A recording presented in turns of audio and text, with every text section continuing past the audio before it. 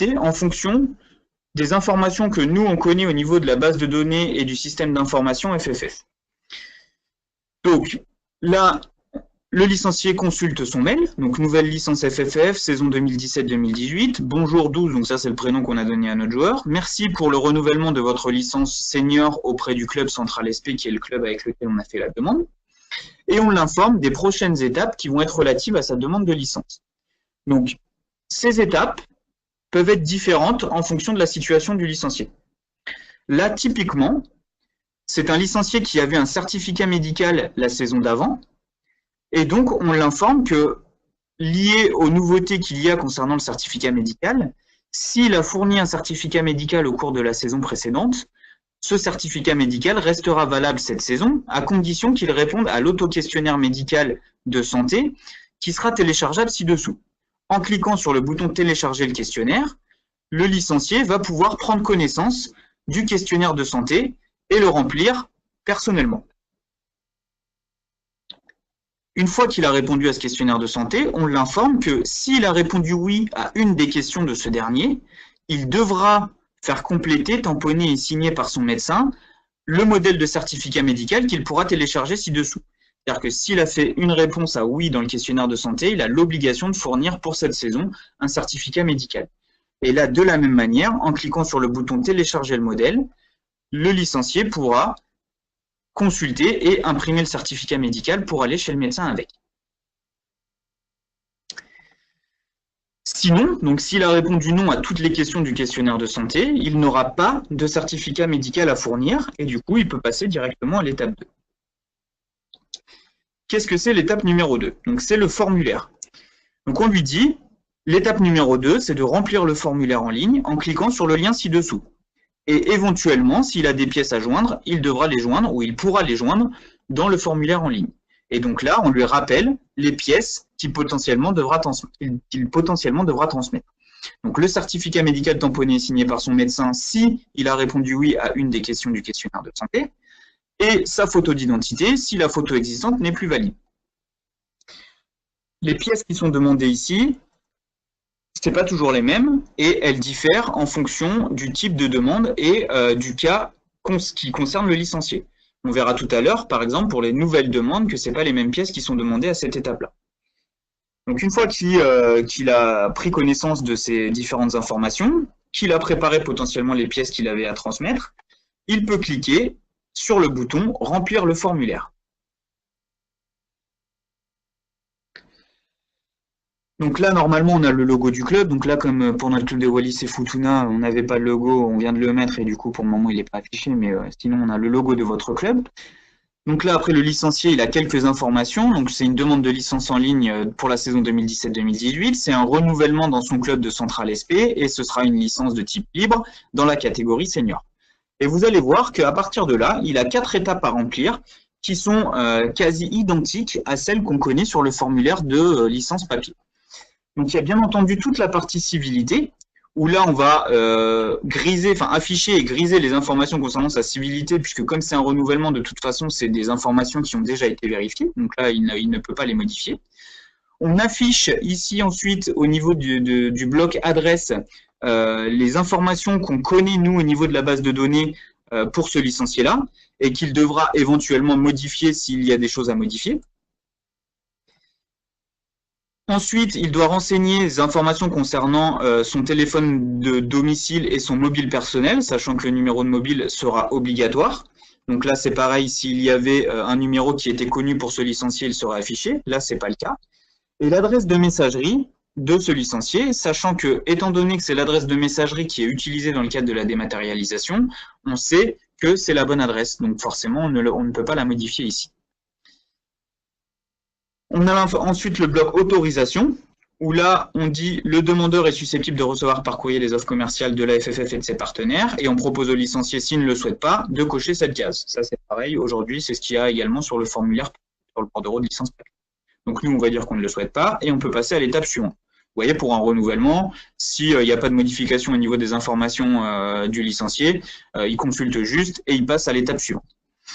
L'étape suivante, ça concerne l'assurance. Donc là, le licencié va devoir reconnaître qu'il a pris connaissance dans le document affiché ci-dessous. Donc pour chaque ligue, on aura les conditions d'assurance proposées par la ligue, des garanties responsabilité civile, de la possibilité d'y renoncer, des modalités pour renoncer, et de la possibilité et de son intérêt à souscrire à des garanties individuelles complémentaires. À cet endroit-là, le licencié va être dans l'obligation de consulter complètement le document, donc de descendre jusqu'en bas, pour que le lu en entier ici passe au vert. S'il le souhaite, il a la possibilité de télécharger le document d'assurance de sa ligue. Et il est dans l'obligation de cocher obligatoirement l'une des deux cases ci-dessous. Donc, est-ce qu'il décide de souscrire aux garanties complémentaires et s'engage à établir les formalités d'adhésion auprès de l'assureur, ou est-ce qu'il décide de ne pas souscrire aux garanties complémentaires? Donc, nous, on va dire qu'il décide de ne pas souscrire, et on va passer à l'étape suivante. L'étape suivante, c'est les pièces justificatives. Donc là, de la même manière que dans le mail, les pièces justificatives sont demandées en fonction de la situation du licencié. Quelque chose qui est important que vous ayez en tête, c'est que au niveau des formats autorisés, le licencié pourra envoyer des fichiers au format JPEG, au format PNG ou au format PDF, et la taille maximale par fichier sera de 5 mégaoctets. Alors, là, c'est un renouvellement, donc avec un licencié qui avait fourni un certificat médical la saison d'avant. Donc, de la même manière que ce qui est sur le formulaire papier de licence, on lui pose la question en remplissant le questionnaire de santé disponible ici, donc il peut retélécharger au cas où il ne l'ait pas consulté quand il l'avait dans le mail qu'il a reçu. Est-ce que au moins une des réponses est à oui, ou est-ce que toutes les réponses sont à non? Si le licencié coche au moins une réponse est à oui, automatiquement, la pièce certificat médical sera ajoutée et le licencié, pour sa demande de licence, devra fournir un certificat médical.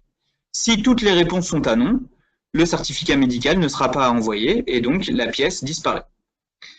Donc là, on va faire le cas où il a répondu oui à une des questions, donc il doit fournir le certificat médical, et où il doit fournir sa photo puisque la photo qu'il avait transmise n'est plus valide. La photo existante, en tout cas dans la base de données, n'est plus valide. Ce qui est important de savoir également à ce moment-là, c'est qu'on n'a pas bloqué ici, on n'a pas fait en sorte que le licencié soit obligé d'envoyer ces documents à ce moment-là. C'est-à-dire que si par exemple le licencié, il a sa photo sur lui, mais qu'il n'a pas son certificat médical, il va pouvoir transmettre sa photo et il pourra fournir ensuite au club le certificat médical. Il pourra quand même continuer à aller jusqu'au bout de sa demande de licence. Bon, bien sûr, l'idéal pour les clubs, c'est que le licencié transmette toutes les pièces qu'il a à transmettre pour que le club n'ait pas à courir derrière, que le club ne soit pas obligé de demander au licencié de lui renvoyer par mail ou de lui refournir un document qui serait manquant. Mais en tout cas, ce n'est pas obligatoire à ce moment-là que le licencié fournisse toutes les pièces qui lui sont demandées. Donc là, on va aller récupérer des documents. Donc j'ai préparé quelques petites pièces. Donc je vais transmettre une photo. Je vais cliquer sur parcourir et je vais aller sélectionner un certificat médical. Et je vais cliquer sur étape suivante, tout simplement. Enfin, j'arrive à la dernière étape qui est la signature électronique. Donc là, je sous-signais, on récupère les informations du licencié étant donné qu'il est majeur. Je certifie sur l'honneur l'exactitude des pièces justificatives et renseignements fournis dans le présent formulaire de demande de licence. Je coche cette case, je suis obligé de cocher cette case, et à partir du moment où j'ai coché cette case, je vais pouvoir signer et soumettre la demande. Si le licencié était un mineur, ici, j'aurai des cases qui permettent de renseigner le représentant légal ou le père ou la mère du licencié avant de signer et de soumettre la demande. Donc là, on part du principe que tout est OK. Donc j'ai rempli mes 4 étapes et je vais cliquer sur signer et soumettre la demande. C'est le moment où le dossier se sauvegarde, où les pièces sont transmises et où du coup, j'ai terminé de remplir mon formulaire. Donc on me dit cliquez ici pour continuer, je clique et la dernière information, c'est donc on remercie le licencié, nous avons bien reçu votre demande de licence. Dans certains cas, pour valider votre demande, il est possible que notre club reprenne contact avec vous pour vous demander d'autres pièces justificatives. Et dès la validation de votre demande par votre ligue, vous recevrez par email votre attestation de licence pour la saison 2017-2018. Donc ça, c'est aussi une nouveauté de la saison à venir, c'est que chaque licencié qui aura une licence valide pour la saison 2017-2018 recevra par email une attestation de licence.